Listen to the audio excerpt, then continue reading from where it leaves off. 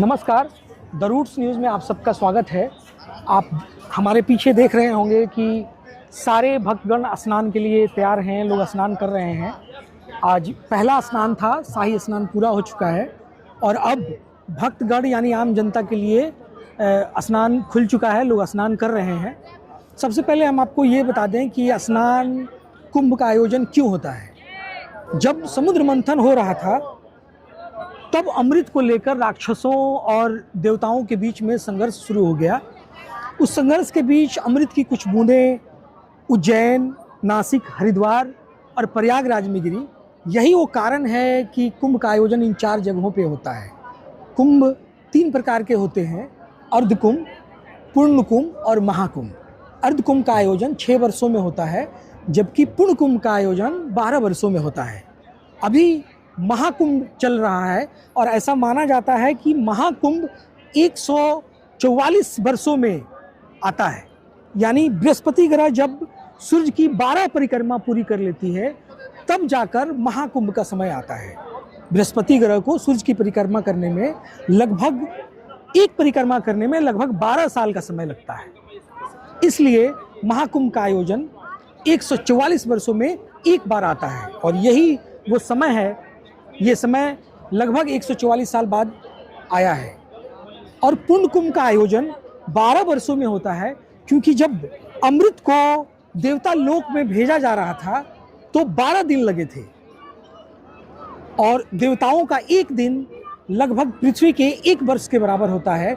इसलिए पूर्ण कुंभ का आयोजन 12 वर्षों में एक बार होता है। जब स्नान यहाँ शुरू होता है तो नागा बाबा सबसे पहले स्नान करते हैं, जिसको शाही स्नान कहा जाता है। उसके बाद ही आम जनता के लिए और भक्तगणों के लिए स्नान होता है। और ऐसी मान्यता है कि जब गंगा जी धरती पर आने को तैयार नहीं थी तब इस पृथ्वी को नागा बाबाओं ने ही निर्मल किया था, तब जाकर गंगा मैया इस धरती पर आई थी। और जब भी स्नान होता है तो सबसे पहले नागा साधु गंगा मैया को निर्मल करते हैं, तब जाकर और लोग उसमें स्नान कर पाते हैं। जब नागा साधुओं से मैंने बात की और मैंने कुछ इतिहास के पन्नों को टटोला, तब जाकर ये पता चला कि नागा लोग नंगे अवस्था में क्यों रहते हैं। उनका मानना है कि जब बच्चा माँ के गर्भ में होता है तो नग्न अवस्था में ही रहता है। इंसान, मनुष्य धरती पर जब आते हैं तो वो नंगे अवस्था में ही रहते हैं, इसलिए वो नंगे अवस्था में रहते हैं। और उनका मानना है कि इस तरह से हम लोक कल्याण के लिए तप करते हैं, तपिश करते हैं, ईश्वर को खुश करने की कोशिश करते हैं। तो इसलिए वो नंगे रहते हैं और उनका हठ योग भी जो है वो कहीं ना कहीं लोक कल्याण के लिए होता है। लोग ये समझने लगते हैं कि ये नागा साधु हमारे अपने सिर्फ और सिर्फ अपने देश के लिए ही इस तरीके की योग करते हैं, लेकिन ऐसा नहीं है। जो सनातन धर्म है और जो नागा साधु हैं उनकी मान्यता पूरे जगत के लिए है, पूरे विश्व के लिए है।